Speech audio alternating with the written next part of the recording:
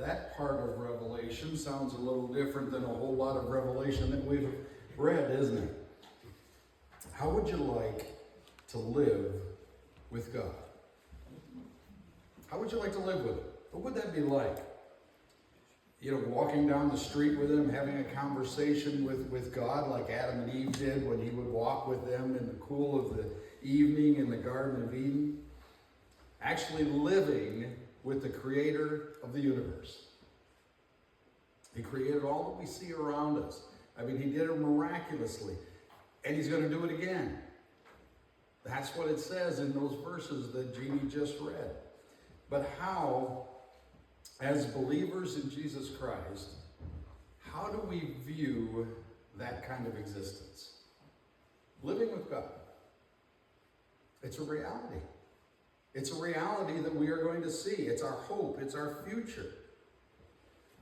Contemplate these thoughts with me. Philippians 3 says we're citizens of heaven, aliens here for just a short time. So are you guys from Roswell, New Mexico? Hebrews 13 says we don't have a lasting city on earth, but we should be focused on the new Jerusalem. We'll talk about that a little bit today. John 14 says in Jesus' Father's house are many rooms. He's gone there to prepare a place for you. And then we go on to Romans chapter 12, and it says, do not be conformed to this world. Colossians 3, set our affections where? Here? No. Set our affections above. Matthew 6, Jesus says, lay up treasures in heaven, not here on this earth. And then a little later in Matthew 6, it says, seek first the kingdom of God. Those are things that don't come natural to us, are they? We live here through our lives for 60, 70, 80, 90 years, whatever the case may be. And our life is busy here. It's full here. What do we do with these things? When we look at Revelation chapter 21, and it starts talking about all of this kind of stuff, we're almost done with Revelation. But with these scriptures in view, how should we view it? Why do we want to read and learn what God has for us in Revelation? I would ask you to ask yourself this question, okay? And it's the first question on your handout. What is the point of learning about our eternal home, our eternal state? In your mind, what is the point for you to learn about that? That's an individual question. That's a personal question. That's a question for you to fill in that on the very first question on your handout and do that maybe as we go this morning. Because I'll ask you that question several times. Why? Why would you want to learn about these things? Something that's way down the road. Something that we don't always focus on day to day. What is your answer to that question? You know, I think about it, and I think about as I read Revelation chapter 1, and I think, man, I don't get it, but God really loves me. He really loves me. It's just amazing.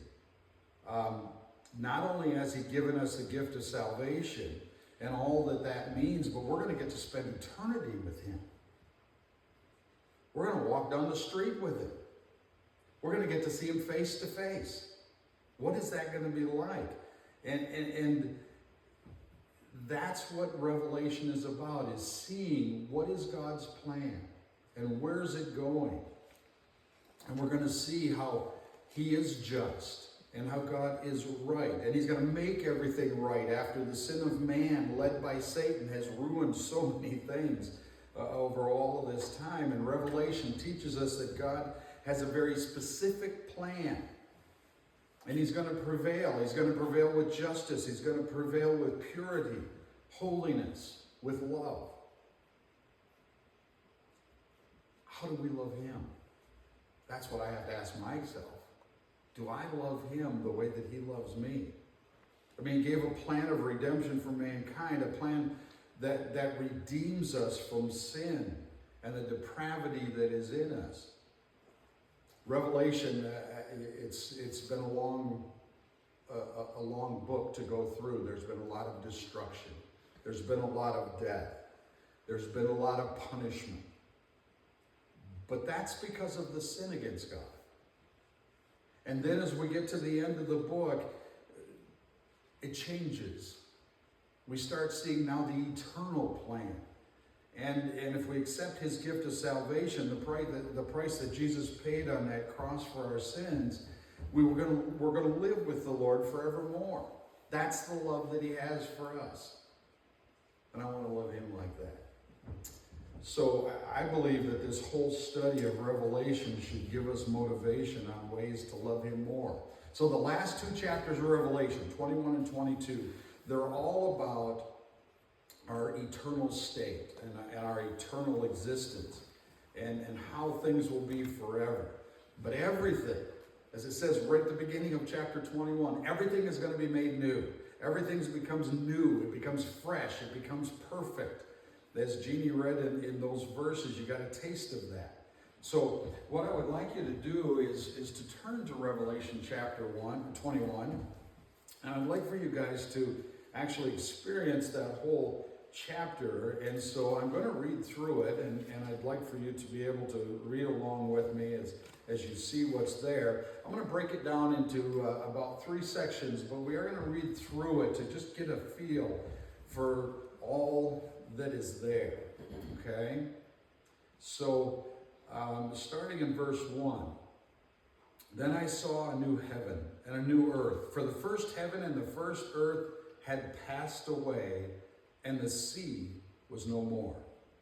And I saw the holy city, New Jerusalem, coming down out of heaven from God, prepared as a bride adorned for her husband. And I heard a loud voice from the throne saying, behold, the dwelling place of God is where?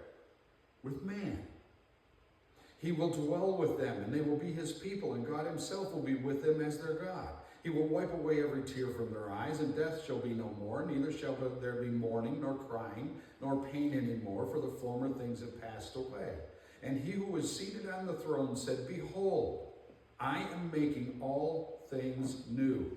Also, he said, write this down, for these words are trustworthy and true. And he said to me, it is done. I am the Alpha and Omega, beginning and the end. To the thirsty I will give from the spring of the water of life without payment.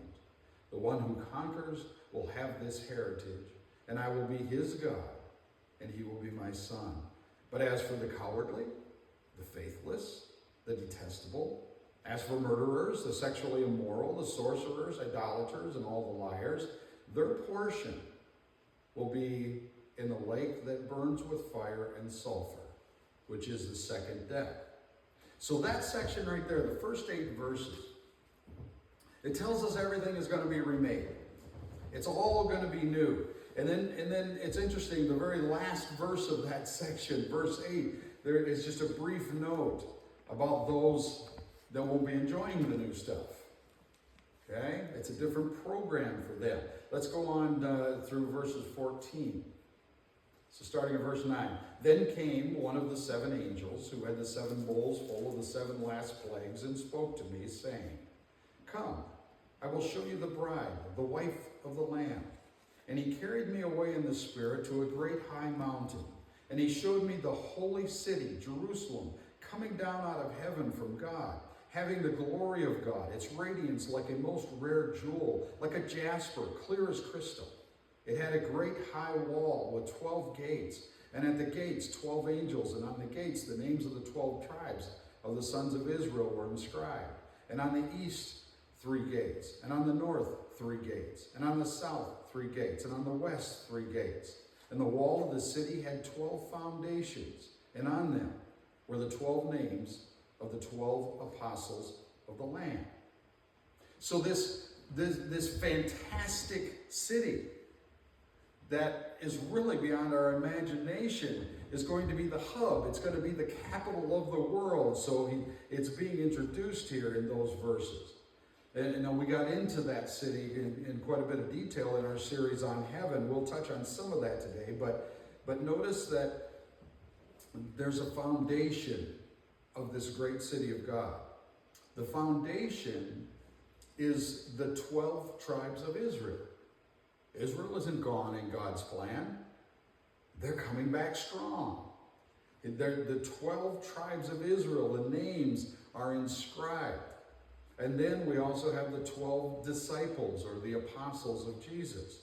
God works through people to accomplish his will. He works through people to accomplish his will. And he does that all the time. He does that today. You know, I think of that sometimes you'll hear about someone that is a wealthy business owner, and he gives money to help accomplish something that you'd think, that's doing the Lord's work. And you have no idea that this guy is a Christian, and very well may not be. But God says, I'm going to work through him to accomplish my will for what is needed. He does that all the time. God works through people. Let's go on, verses 15 through 27. And the one who spoke with me had a measuring rod of gold to measure the city and its gates and walls. And the city lies 4 its length the same as its width. And he measured the city with his rod, 1,500 miles. Its length and width and height are equal. He also measured its wall, 72 yards by human measurement, which is also an angel's measurement. Good to know that the angels measure things the same way we do. It's an interesting statement. Verse 18, the wall was built of jasper, while the city was pure gold, clear as glass. Obviously, that's gold different than the gold we think of, right? We think of gold and it's a solid type of stone, but in a couple of different ways here, it talks about the gold in the city, the New Jerusalem, that it's clear as glass. It's a pure, absolutely pure gold.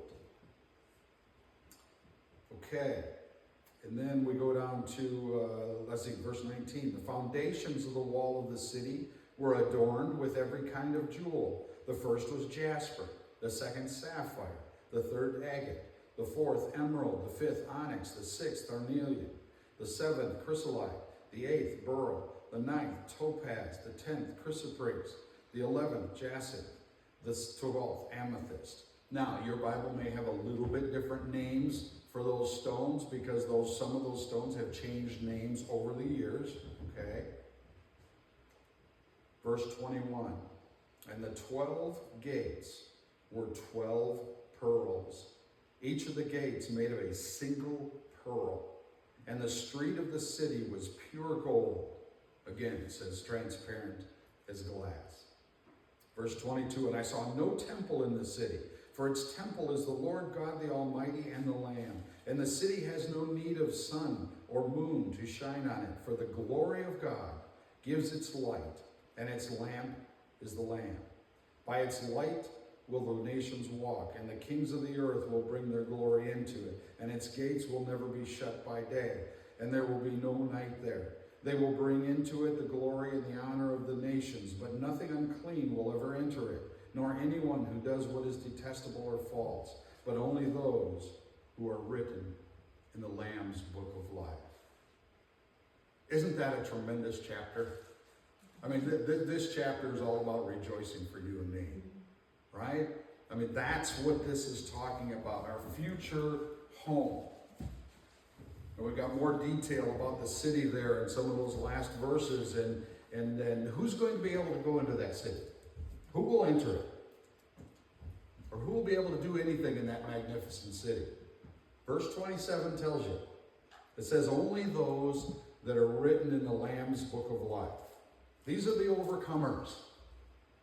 We read about overcomers in the first few chapters of Revelation. Are you an overcomer? Are you written in the Lamb's book of life? How about your loved ones? Are there people that you care about that are not written in the Lamb's book of life? But they would be listed in verse 8, where they will burn with fire and sulfur, the second death.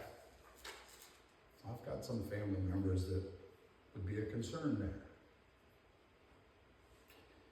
You know, one of the greatest pleasures that artists experience is to see expressions of delight and enjoyment when people appreciate their artwork. Well, thinking about artwork, is not God the ultimate artist? I mean, he's the ultimate artist. Think of it. Isn't he the one who all other artists try to imitate? They do.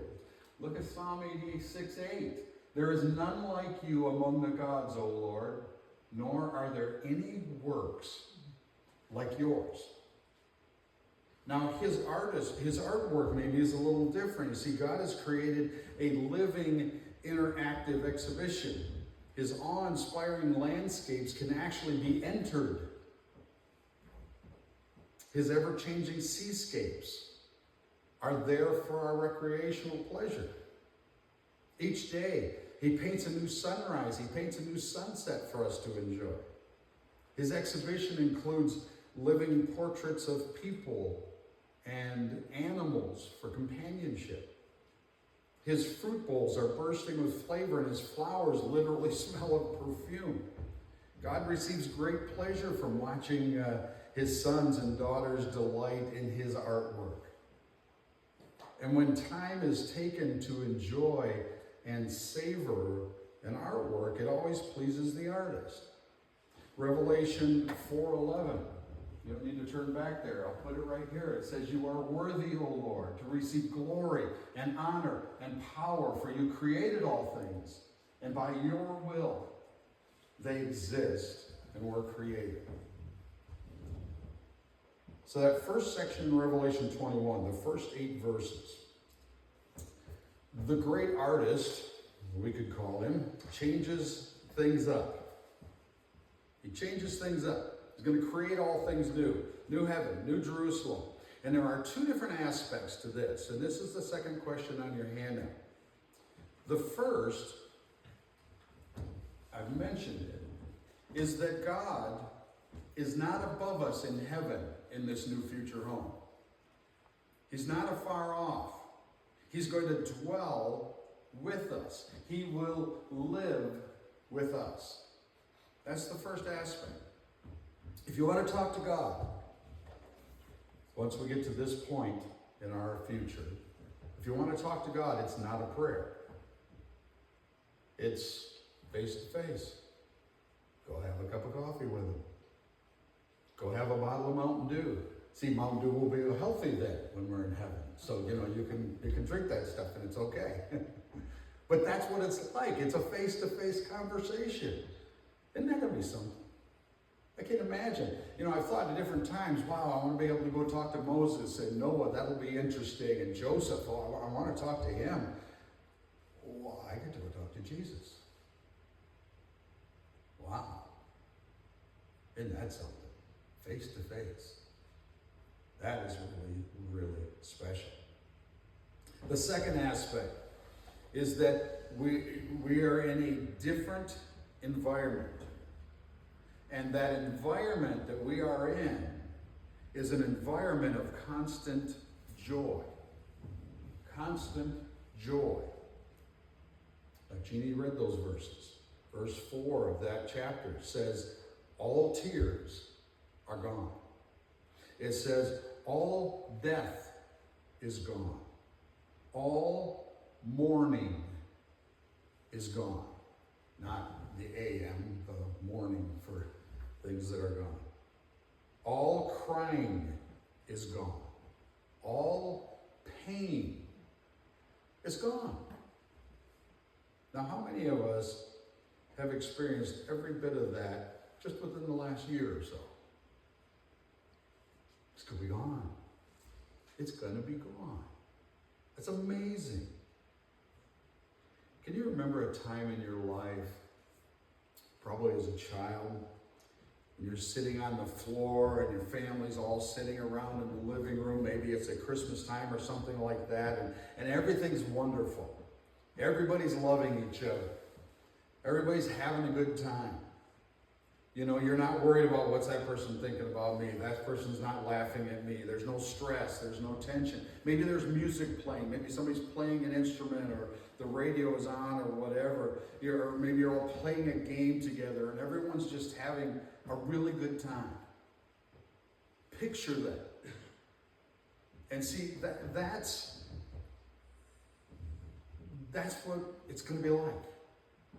But you're just picturing maybe one big happy family loving each other, living together, laughing together. You know, 6 of you sitting around the floor in the living room. But what's different is it's going to be 6 million people together like that. That's going to be amazing. Absolutely tremendous. No locks on the doors, no caring about what people think of you. Do they like me? Do they not like me? None of that's an issue. Everyone truly loves each other. You know, it's pretty hard for us to imagine this future home, isn't it? It's just, how does that happen? Only because of God. Who else could put that together, right? And I love verse 6. It says, to the thirsty I will give from the spring of water of life without payment. To the thirsty. That means that someone is longing for, or someone has a strong desire for access to Jesus Christ, the giver of life. Okay, go see him. No problem. He's going to take care of you. That's the environment that we're living in. So for you, back to that first question. What's the point of learning about our eternal state, or our eternal home? What does it mean for you to learn about that? Let's go on to the second section of that chapter a little bit more. It talks about, in that second chapter, this massive city coming down from heaven. Okay? Absolutely magnificent, radiant. It has 12 gates, all made of giant pearls. It's made out of precious gemstone. Are we going to live in that city? Maybe. Maybe not. I'm not sure. There's going to be places to live there.